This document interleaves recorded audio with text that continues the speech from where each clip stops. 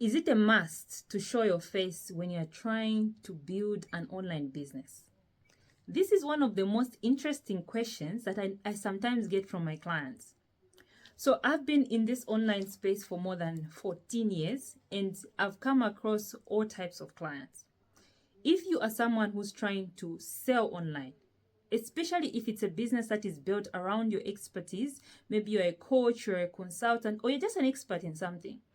And whenever I'm advising people, I will tell them, build a personal brand. You've probably heard this advice already. Build a personal brand. What if you're a shy person? What if you are a private person?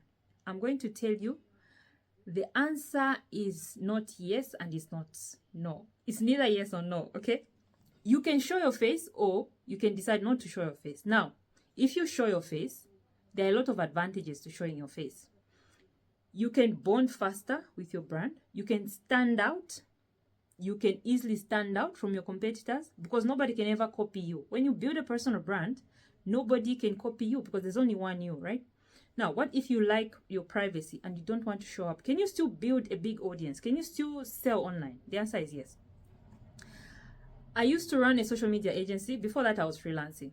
And I used to come across certain clients where I would tell them, let's work on building your personal brand. And they'll tell me, no, I don't want to show my face.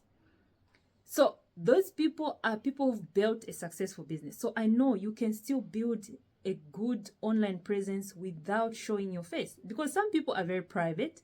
Other people, for religious reasons, I've come across others for religious reasons, they are not supposed to show their face online.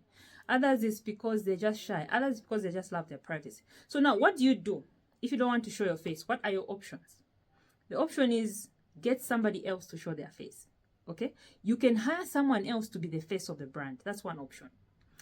The second option, this is my favorite. Make your business have a personality. This means that as people are interacting with your page, they should feel like they're interacting with a person. So this means you don't have to be a person, but there has to be a particular type of personal touch, personal voice. You see, corporate brands that just want to sound corporate with no personality, those are the ones that struggle to build a big audience. It's not necessarily because they're not showing an individual, it's because they are not attaching personality to it. So if you are someone who loves your privacy, but you still want to build a big business, a big audience, remember to attach a personality. This could be an anonymous personality, or you can hire someone who will be the face of the brand. The challenge of hiring someone to become the face of the brand, if that person finds themselves in scandal, your business will suffer. If that person decides they no longer want to do this, or you have a fallout, you're going to have a challenge. The third option is this, and this is another one which I also advise my privacy-loving clients.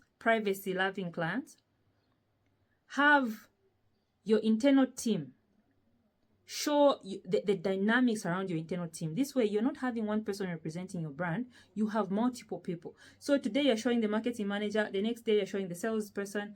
The other time, you're showing the HR person. If you've got a team, the various people in your company can actually be the face of the brand, adding that personal touch. To build a big audience, it's very important to have a certain kind of personal touch. It's not the only option, but it's one of the best options you have for building a big audience. If you're someone who's trying to build a big audience, especially for businesses, I've written a book called Social Media Content Creation. This is where I share my blueprint on how to create content online for businesses, because this is something I used to do. I used to do it as a freelancer. I used to do it when I was running my social media agency. I came up with a system of how to create this type of content. So I hope you found one or two important points from this video that you can apply, especially if you love your privacy. If you want more, you should definitely get this book. It's available as an ebook. It's also available as a hardcover. It's also available as an audiobook. Find the instructions on how to buy it either above or below this video. There'll be a link or some contact information. You can click on it and follow the step-by-step process of getting the book. Don't forget to join the chat group. In case you have a question, you can post that question in the chat group.